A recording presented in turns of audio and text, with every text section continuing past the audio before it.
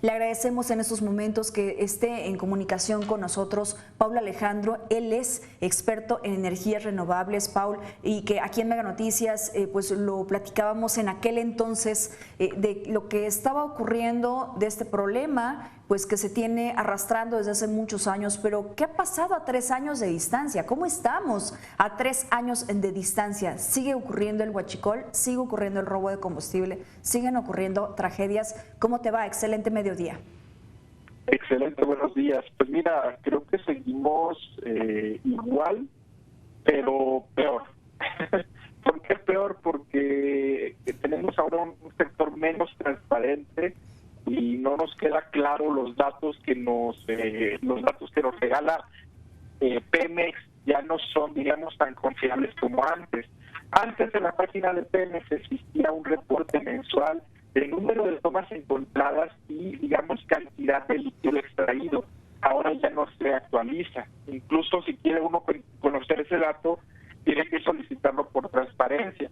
Lo único que sabemos es que dice el presidente que el huachicol en su primer año de gobierno bajó el 90%, pero seguimos escuchando historias de tomas clandestinas, seguimos escuchando historias de robo de gas y tragedia. Entonces, pues el problema es que parece que persiste, pero pues no tenemos claridad porque ahora no tenemos la manera de comprobar y validar esta información dado que Pemex pues no la tiene disponible en su sitio. Es decir, no sabemos en estos momentos cuánto robo está ocurriendo y por lo tanto, Paul, me imagino que tampoco sabemos cuánto representa en pérdida económica para Petróleos Mexicanos, que al final de cuentas es la pérdida económica para todos los mexicanos. En efecto, y reitero, no lo sabemos con certeza porque lo único que sabemos es de vez en cuando que hay una mañanera, o que hay algún comentario del presidente o del director Romero López, o de vez en cuando que sale algún estado financiero de la empresa. Lo que dicen es que bajó el 90%, lo que nos dicen es que ya no se roban tanto como antes, sino que nos dicen es que el robo pues ya no representa pérdidas económicas para Pemex. Entonces el problema es o era muy sencillo de resolver y nadie lo atendía, o yo creo que no tenemos los datos correctos. ¿Y por qué te digo esto? Porque el huachicol genera base social.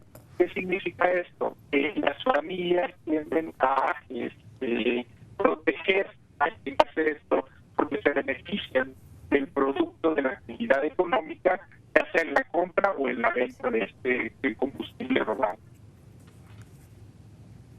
Sí, Pablo, yo lo comentaba hace unos momentos en información periodística que hemos podido realizar, la investigación, en seguimiento que hemos tenido a lo largo de los años aquí en Mega Noticias. De repente nos sorprendemos cuando son localidades enteras que se dedican a esto o que protegen a quienes lo practican. Y entonces es muy difícil cuando de repente llega el ejército mexicano para poder pues inhibir este tipo de prácticas y simplemente pues no pueden hacer mucho. ¿Qué tan grave es esta situación? Pues en efecto, el problema es precisamente lo que comentas, los ciudadanos, las personas se sienten ¿cómo te diré? Se sienten con el derecho de tener este recurso barato, aún si genera afectaciones al resto de las personas, y aún si el resto de los mexicanos pagamos, ¿no? Se socializan las pérdidas, y además se genera un modelo de negocio, es parecido al narcotráfico en ese sentido. No al narcotráfico, no, a la siembra, digamos, de sustancias, sino de precursores de sustancias ilícitas, que también pues ayudan a mantener la actividad económica y se genera una relación social con el grupo delictivo. Entonces lo mismo estamos viendo en el huachicol y como te digo, el problema de fondo es que ahora no tenemos los datos para probar esa situación. Sí, exactamente. ¿Cuál es el último dato que se tiene oficial, Pablo? Es decir, ¿de qué año y a cuánto ascendía el robo de combustible? Mira, los datos oficiales que se dejaron de publicar en la página de Pemex, pues te estoy hablando de yo creo que de septiembre de 2018, no los tengo a la mano, y los últimos que ha publicado... O sea, coincide con la llegada de esta administración. En efecto, y coincide con la estrategia de guerra contra el huachicol que lanzaron diciendo, retiro los datos, pero digo que ya disminuyó 90%, pero no tenemos manera de probar. Entonces, como se retiraron los datos, no hay manera de saber qué pasó ahí. Sí, yo recuerdo que en una de las conferencias matutinas, de las mañaneras, el presidente daba a conocer que ya se había tenido una reducción del 95% en el robo de combustible, pero ¿cómo comprobar que efectivamente esto esté ocurriendo en cifras reales? Y ese es el problema al que nos enfrentamos, como te decía, se le ha cuestionado al presidente, incluso porque con los mismos datos oficiales han señalado que ha disminuido el robo de gasolina, pero que ha aumentado el robo de gas LP. Entonces no sabemos, como te digo, si esta información que se estén utilizando otras bases de datos, otras formas de datos, simplemente se estén escondiendo.